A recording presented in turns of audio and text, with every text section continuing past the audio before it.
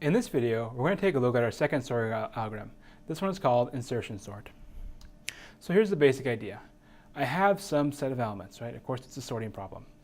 And then what I'll say is that there's going to be at the front some mini sorted region. This region, could even be empty, but conceptually, right, we're going to say that at the very front of my, array, right, or my list is, a sorted region.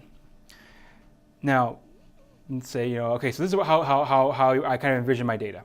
So how do I sort this? Well, what I do is I basically pick some element in the unsorted part, and then I shift it into the sorted region to the place it belongs relative to what's already there. Now I just repeat that again and again and again. Let's look down at the visualization real quick. Left side, the red stuff. So here, right, I have some array, and I have an ordered region over here. Let's do sorted. Sorted region versus unsorted. Unsorted. Basically, the sorted region is stuff with a dash over it. The stuff that doesn't have a dash is unsorted. So yeah, pick an element like that 2, and shift it to the left into that sorted region till it gets to the place it belongs. So over here, right, my 2 has been shifted, so now it's between 1 and 3. And my sorted region has grown. Sorted, unsorted. So this is insertion sort. The overall idea, right, is to say that I have an element, and I want to put it into the place it belongs in another set of elements, such that it stays sorted. So here even though I just have one collection of data, right, I just have one array. I'm saying that half of it is unsorted, half of it is sorted, and we gradually take unsorted elements and put them into the sorted side, right? And we just kind of shift them in, put them where they want to do. It's like we're doing the least work possible.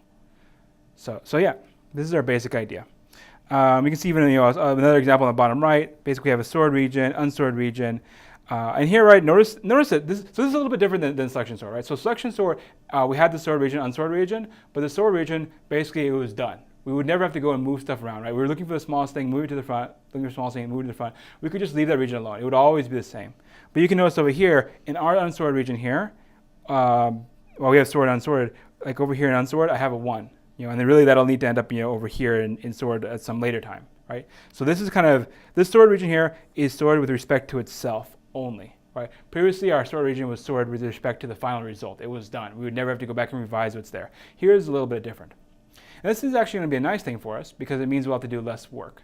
And you'll see that once we go through some of the visual tracings. For now, I'll kind of just focus on the idea that insertion sort is based on the idea of taking an element and then shifting it to the left to get it into the position that makes it sorted with the other elements that are already there.